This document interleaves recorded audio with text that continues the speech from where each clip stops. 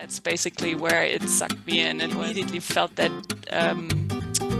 excitement about when I watched that video. Really like to do this full time, because food forests for me are one of the absolute key elements in permaculture and in building a resilient future.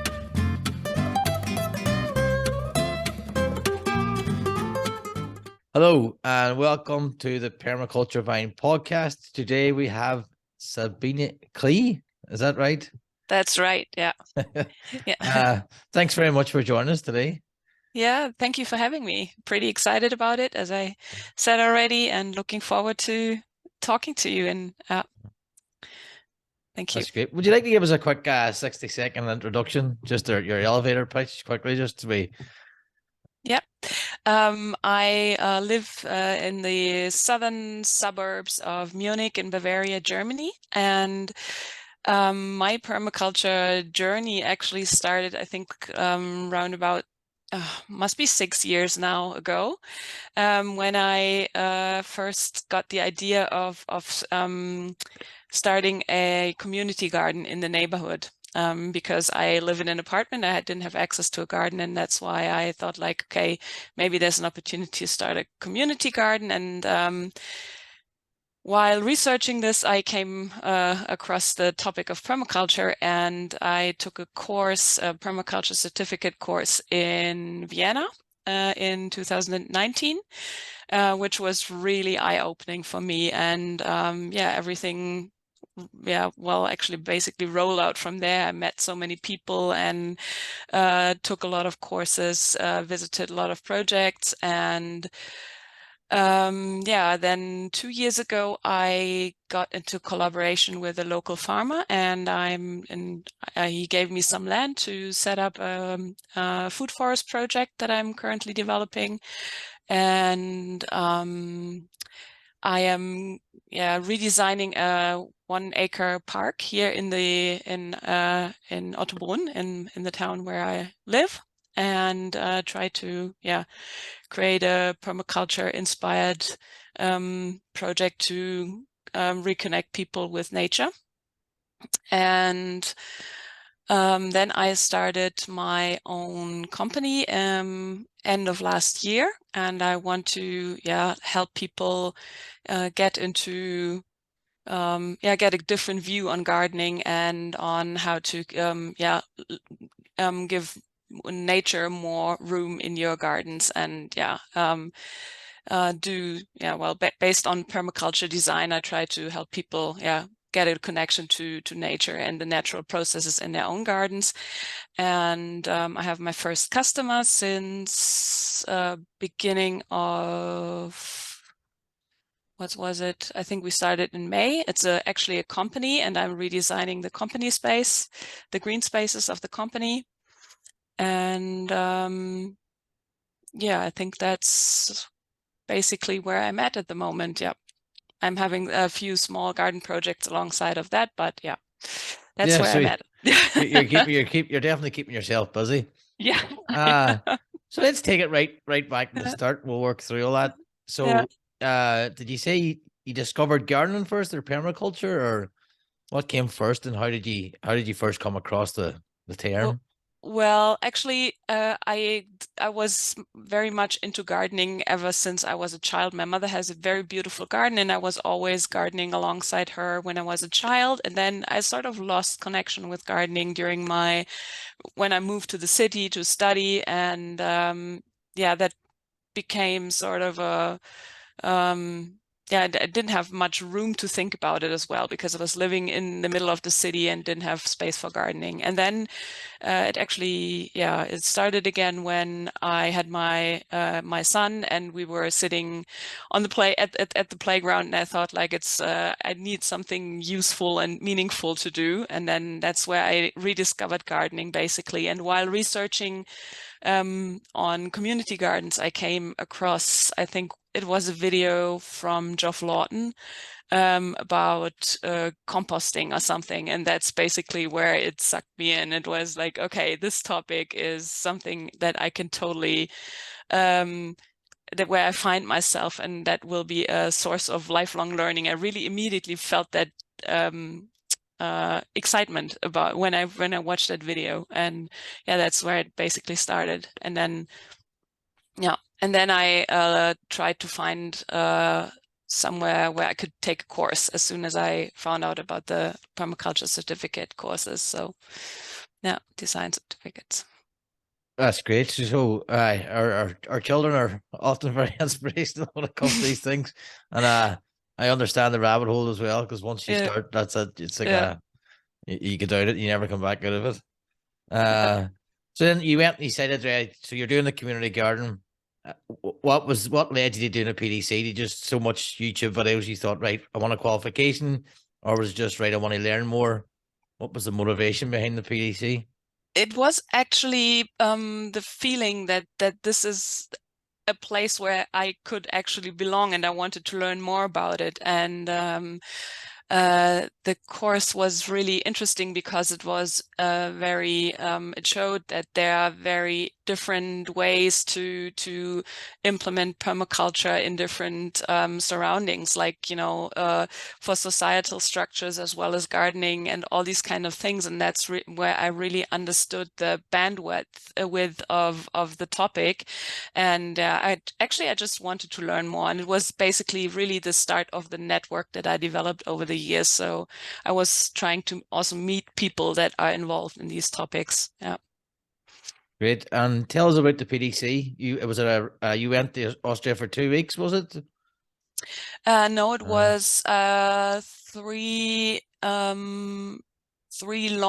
it 3 or 4 long weekends, I think, for 4 days each. So yeah, and that was in, was it 2000, was it 19? Cannot be 19 because that's when COVID started, right? I think it's a while ago. Oh, and no, it was 2019 actually. Yeah, yeah. and how did you find that format of it being spaced out over 3 or 4 weekends? Um, I found it quite good because, at the time my son was still quite small and I was working part-time. So getting away for a whole week was a bit difficult for me. That's why I basically ended up with this course because a few weekends were possible for me as a mom with a child. And yeah. And it was good because it was not just only 2 days for a weekend, so you really could immerse yourself in the topics, and the group could grow together very well, and we were all also very excited about seeing the others again a few weeks later. So the bond was really strong after that, and we're still in contact. We still have a Facebook group where we're sharing thoughts and ideas, and it was really, really great starting point for many of us into this journey. Yeah. Yeah, that's a good thing to have Yeah. that support there, and that Yeah. camaraderie and Yeah. doing the journey together. So Yeah. so you come out of the PDC, then you're all fired up. And what did you do in the PDC? Did you notice anything in your community garden? Were you What was your experience of saying, right, oh, I'm going to do that when I get out, or when I finish, get out? You're leaving prison or something. Sorry. I So yeah I I uh, I immediately wanted to actually try and turn this whole park. The community garden is in a public park. We have several high beds there, and my first idea was to turn this whole park into a food forest. And I'm still working on that. yeah. We're getting there. But what was really important for me was this different view that you get on your projects, and the focus on observing what's there. And I realized that we're already, for example, we were using rainwater from a small roof that of a small building that's in the park. So I realized that we were actually already having a few elements that are important for a permaculture project as well.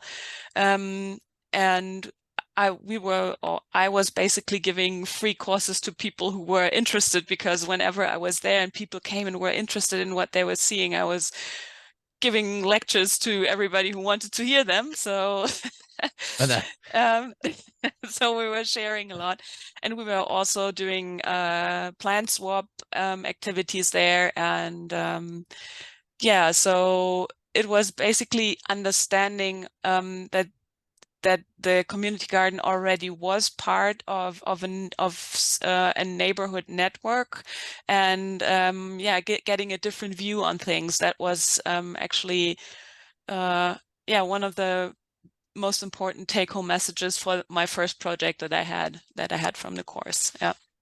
yeah, great. And do you want to tell us about the community, how the community garden came about, how you started that, and how you got Um, involved? I how did it start? Yeah, well, basically I was sitting together with a group of friends, and we were saying, yeah, who all live in the same apartment buildings that I live in. So they were basically from the neighborhood, and we said, oh, it would be so nice to have a little space where we could garden. And then I was like, yeah, how about that small park that's like a street that's like 100 meters away from our houses? And everybody's like, yeah, but how do you go about this? And then I discovered that our mayor actually has a public how do you call it? You can get an appointment with our mayor and give suggestions to him, or yeah. So I thought, like, okay, maybe I have a chance, and I was going there and had like a million of good arguments in my pockets on how to convince him that this is a good idea. And I started out saying, yeah, and we had this idea of making having a community garden there. And he was like, oh, sounds good. And I was like, oops, totally taken aback. I was so ready to fight for it, you know? And he was Yeah. like, yeah, good idea. Let's do that. And I was like, okay, then yeah. And that's basically how it started. And then we got together. We had already before we started, it was a group of, I think back then was 6 families, and we just built those high beds and ordered some soil and then got started. And was really, the perception in the neighborhood was really great, because everybody was so interested, and we had hardly any vandalism or theft in the first years. And we still don't have any vandalism, but people are taking stuff now.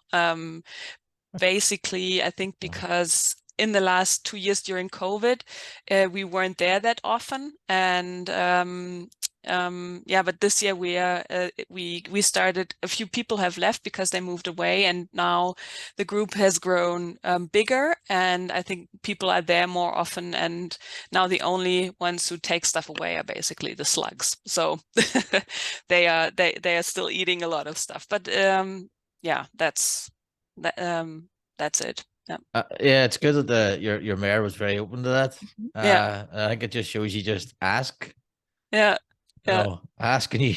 Yeah, That's that's what I say. Ask people. Go to people and ask them about it. I had the best I always, ran into open doors with the ideas I had, and that's one of the big messages I have to people, because I still don't own land because it's so expensive here, but there are so many opportunities for places to set up projects like this. It may be community garden, or also find maybe a strip of land that a farmer is not using, and you can do something and cooperate with them. I actually also know other projects here where people just ask farmers, and they said, well, there's a strip of land, I don't use this, then go ahead, do your thing. And yeah, don't sit there and frown about not having a place to get started with permaculture. Or even, the very first place I started with was my balcony, basically. And yeah, so there's always space somewhere. You just need to ask people. Yeah. yeah, and Yeah. you've done well in getting Yeah. that. So what was after the community the community garden? What was your next project then after that? Was that the farm? Yeah, that was basically it. Well, it started more or less in parallel. That park project, because I already was in contact with the mayor, and that's when the park project started. But at the same time, it was when I got in contact with that farmer, and he gave me this. It's 400 square meters of land that he also it's a part behind one of his barns where he's not really doing anything. So I was able to start a food forest there. And for me, it was important because we have a project, a regional project where you can actually rent a bit of a small plot of land from farmers and grow your veggies there. But the disadvantage is that those plots get plowed under in autumn. So I wanted to actually start and experiment with a food forest project, so that was not possible for me, and so it was really great gift for me to get the opportunity to get a bit of land where I could develop a food forest project over the years. And that farmer also heard about permaculture. He's very interested in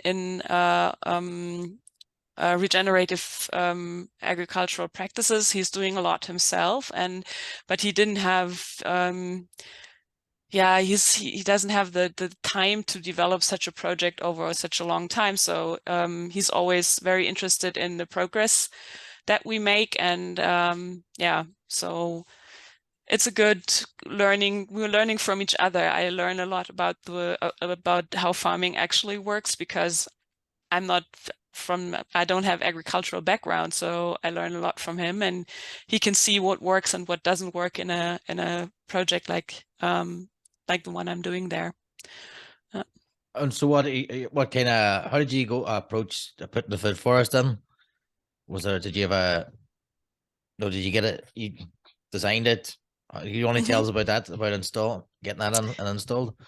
Yeah, I the it is quite a unique bit of land because it's like a little actually a round sort of bit of a plateau because it was a pile of earth that was piled up there, and we basically started with yeah, empty soil, but the farmer had planted some aronia shrubs and fruit trees around the edge of it because he wanted to yeah, make sure that the soil is not uh, flying away, or yeah, he wanted to give this a bit of shape.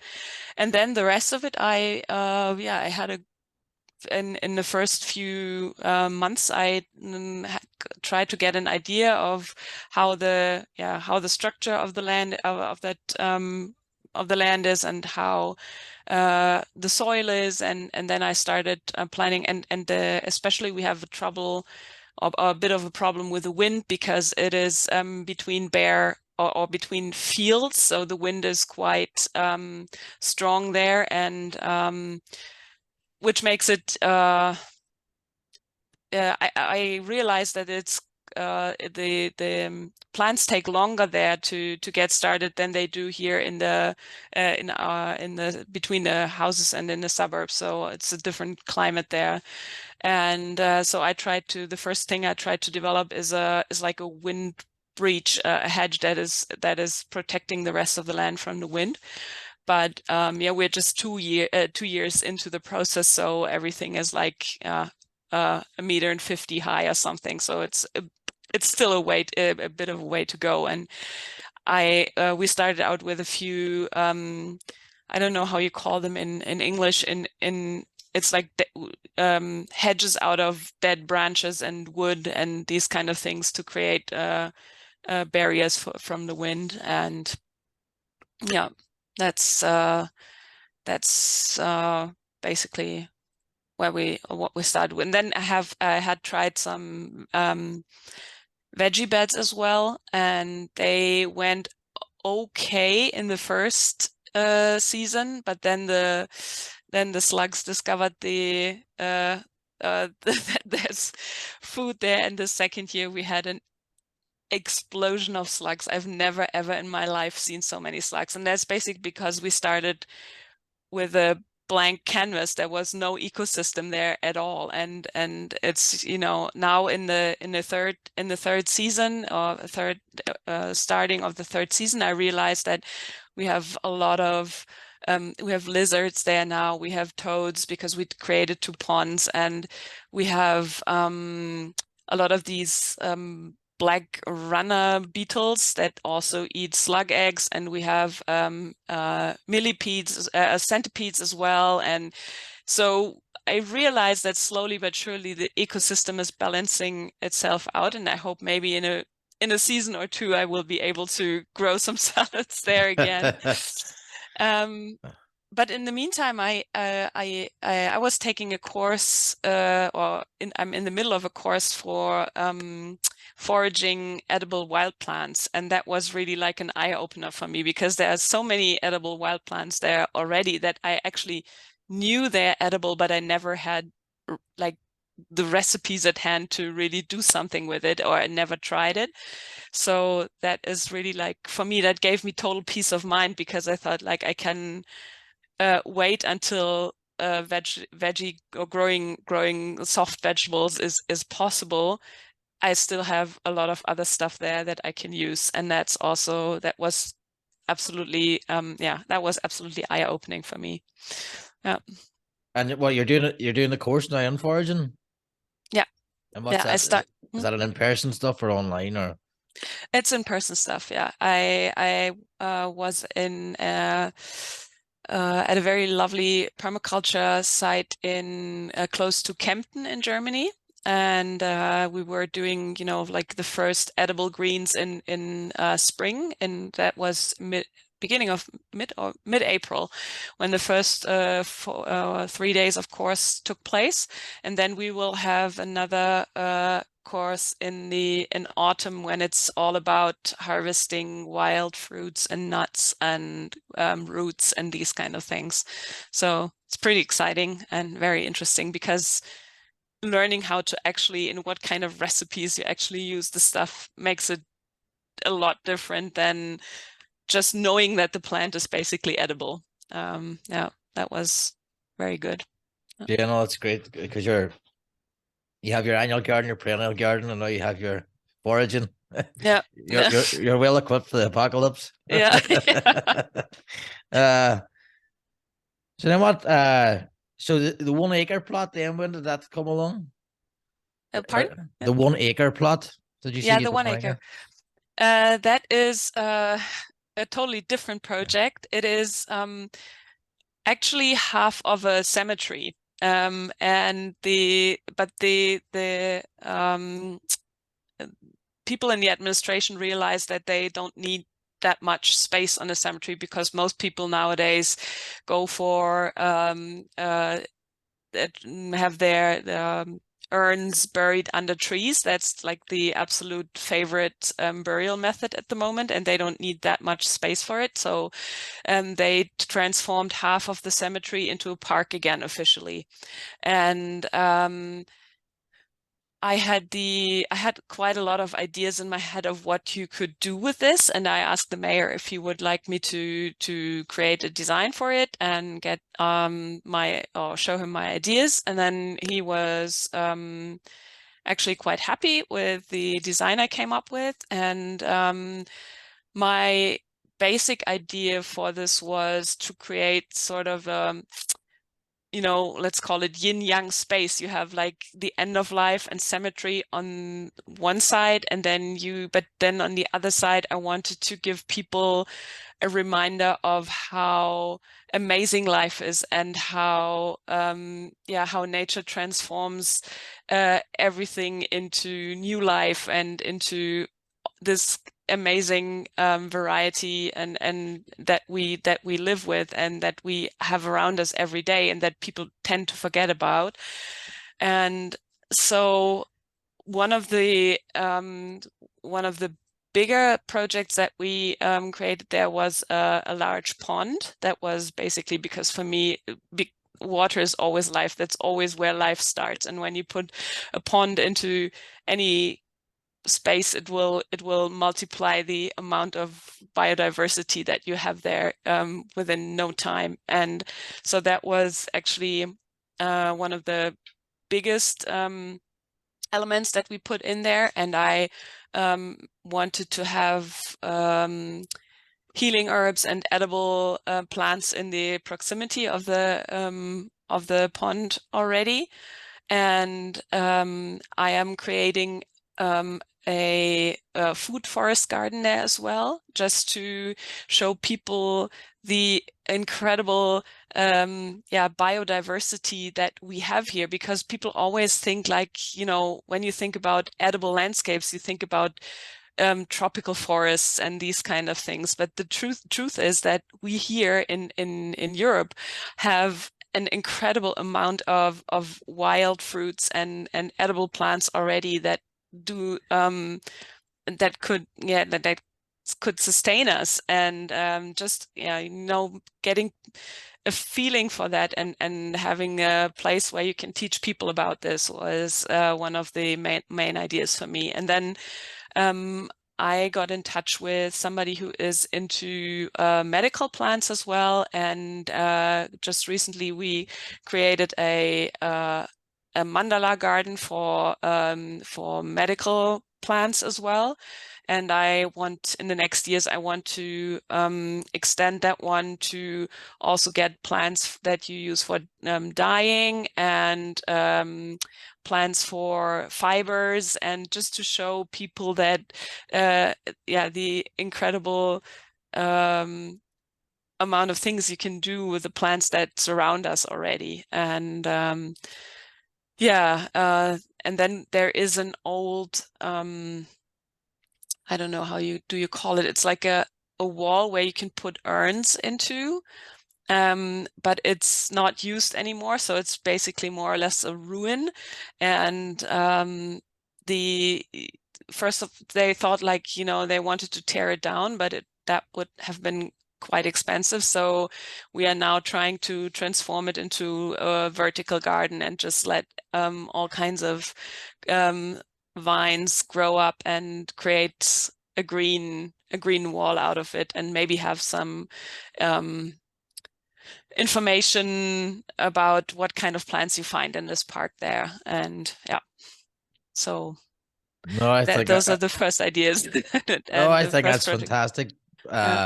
Sort of the circle of life, bringing it in the contrast between the death and life. I personally, I just want to be composted. Yeah, same here. I think they do it in the States. They haven't brought it in the UK yet. That would be an interesting side hustle. The compost people. Yeah. Then, because I just want 8 weeks later, you're handed a bag of compost. There you go. grow some spuds or carrots. Yeah. So I think Grow it's the that. best tomatoes they ever had. Your ancestors or your predecessors ever had. Yeah. Because the way they do it here, it's shocking with the chemicals they basically pump inside you and they put you in the ground, which pollutes the ground. It's crazy. Yeah. And that's for every single person that passes. It's to me, it doesn't. It's one of those things when you suppose you get into permaculture and you start studying, you realize these everyday things that and then it's not talked about much. The pollution that basically we're putting on the ground and how much we're ruining it. No. But yeah. So then what you mentioned on our project there as well. So that's the 1 acre design. And yes, the company, you're doing the design in the company spaces as well. Yeah, that's I met the CEO of the company during while I was in. I had started out on full permaculture designers training, and I met the CEO of the company via one of my the co-students there, and he was the CEO of the company is very, very interested in the topic of permaculture, and he thinks that that especially the companies and industry should make sure that their footprint is as low as possible, the ecological footprint, and that they if they have green spaces, they should use it in a way that it helps not only nature but also the society that surrounds them. And so we at some point we agreed that I would do a design for them, and so now we are creating different also different smaller projects on the they have, I think, around about 2,000 square meters of space or something. And also, as always, we will put in a pond there, just to support all of the other life we want to bring in there. And they already have some raised beds where they are growing some veggies and herbs for the employees. And we want to extend this a little bit further. And we want to, they had planted 2 apple trees already, and we want to create tree guilds from those apple trees with different also medicinal plants, but also, more herbs that the people could use for teas or for their salads and these kind of things. And then we want to put some raised beds towards the street, where people that pass by could actually also get something to snack while they're walking past. And we're thinking about, some berry bushes and these kind of things, where where you can grab a snack while you walk past. And we want to do a very large portion of the space should be actually a meadow with local flowers. We're planning around about 800 square meters for that. And then we are still thinking about if and how we could implement some animals apart from wild animals into this system, but that's something that needs to be thought through very well with regard to the limited space that is there. And what I definitely also want to do is create a habitat for ground dwelling wild bees, not just, the small bee hotel that you get everywhere, but actually dedicate a space for ground dwelling bees, because that's one of the things that actually really, really worries me especially this year. In that park project, for example, the big one, the 1 acre, we have so little bees there, especially bumblebees. I've seen during the whole spring this year, I've seen maybe 10 bumblebees so far, and it is really, really frightening. It might be because we had a short episode of, I think, 2 weeks where it got pretty warm in I think was March or something, and then it was very cold from beginning of April until now, and maybe they froze, or they died from the cold. But I think it is really worrying to see the decline of wild bees, especially wild bees in the area here. And I think everyone, every person or every company or every institution that has a possibility to make place for them and a place to feed them as well should do so. Yeah, our previous guest hasn't been released yet, but he that's what his company is, bees.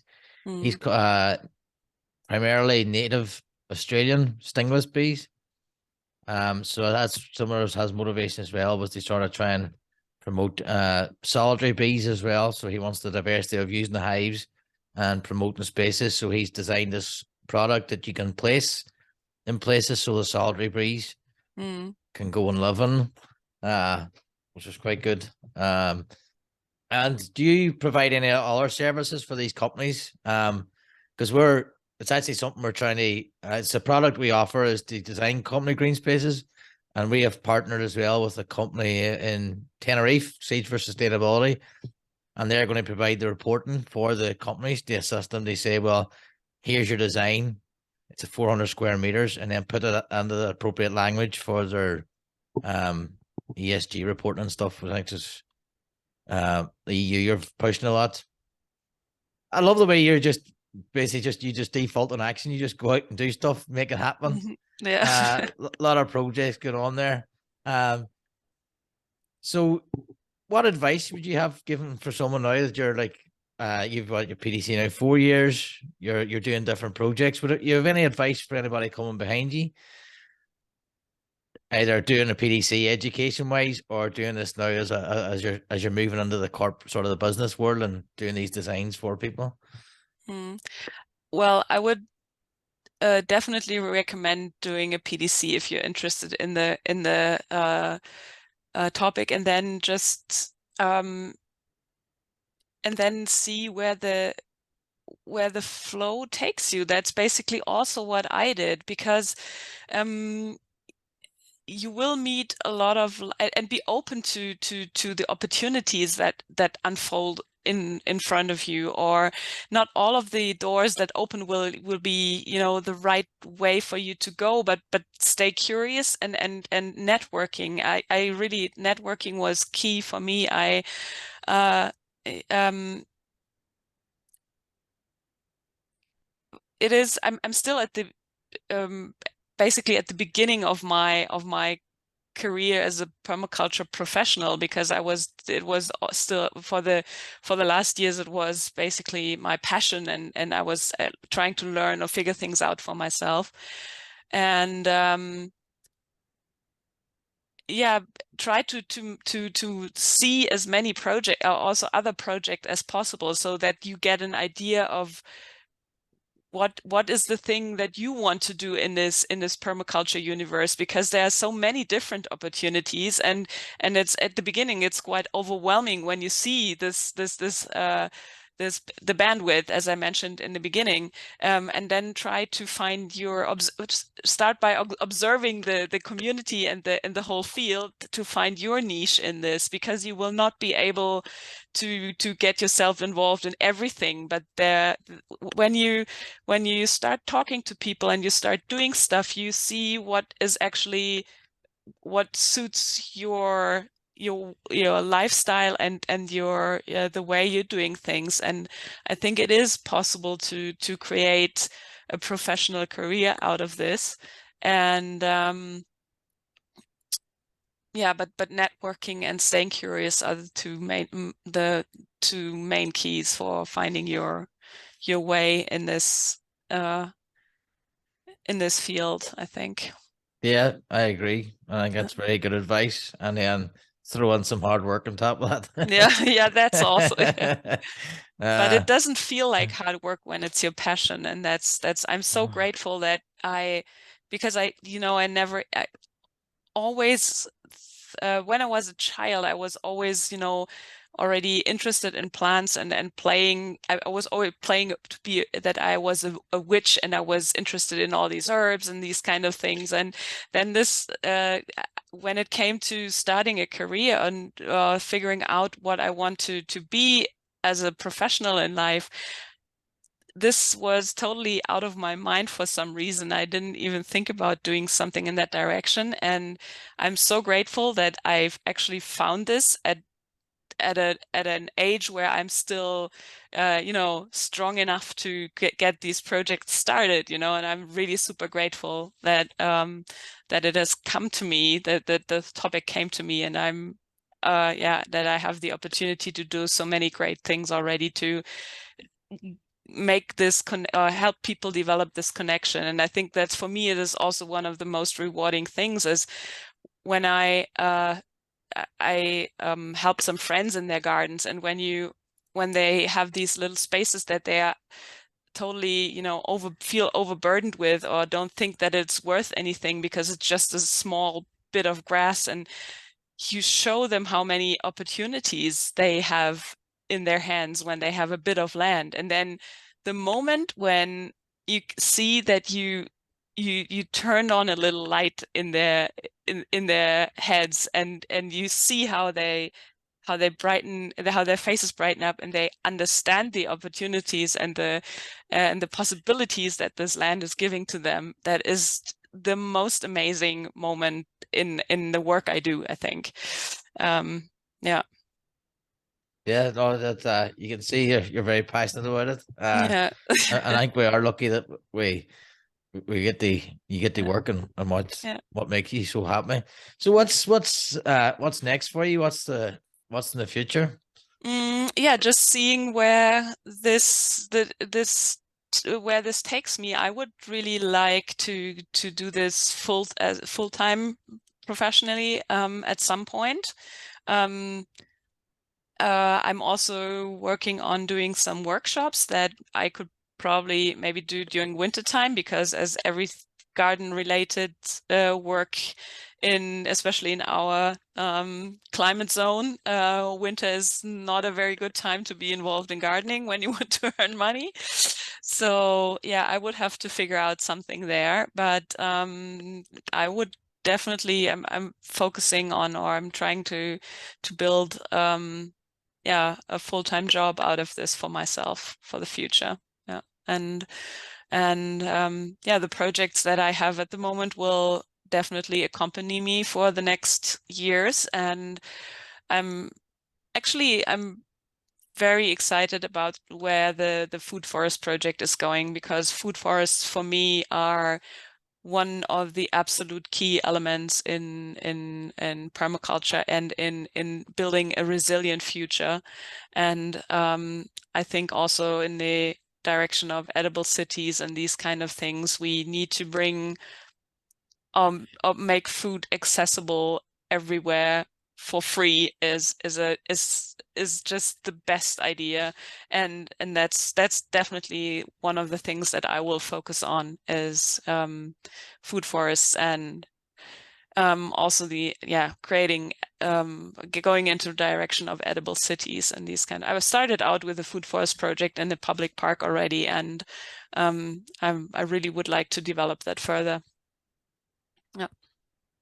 And you mentioned there, are you looking for a collaboration with an artist co-working space? Yeah, right. Uh, That is actually next to the food forest project. There is this artist co-working community, and they have also just started a vegetable garden. And they of course I'm giving as much advice as I can to them, and I already gave them a little tour around their own garden and showed them how many edible plants they already have there without starting the food a veggie bed. And they have spaces for where you can hold workshops, and they have a kitchen there as well. So I would really like to do some workshops there, and see where this whole collaboration with them, what we can develop from this. And the guy who is running this co-working space, he's actually also into um, he likes to go camping in the wilderness, and yeah, so he is also very interested in foraging as well. So there is a lot of points where we can connect and develop interesting projects out of that. So yeah, pretty excited about that as well. Yeah. that's great. So, where can people find you? What's the best place to contact you if they're in Munich and they want to do a course or get a design done? Yeah, basically contact me via my website, which is not fully carved out yet. It is just basically a skeleton of a website, but it's there. And the website is called leguminosa.de. And also you can also find me on Instagram under leguminosa_garden. And yeah, that's probably the two places where you connect to me best, or just contact me on Facebook, or yeah. Yeah, so Yeah, I'll put them links, all the links in the yeah, description. that's amazing. Yeah, thank you. uh, is there anything you'd like to add now before we wrap up? Have you Um, missed anything? yeah, go out there and do stuff and just get started with try to yeah, bring your ideas to life, and it's all needed, and and the world is ready for work like this, and there's never too many people who do this kind of work. So yeah, Yeah. that's basically it. That's a great advice. Yeah. Thanks very much Thank you for joining us, for and the interview. thanks very much to the listeners. Yeah. We'll see you all next week. Yeah. Cheers. Bye.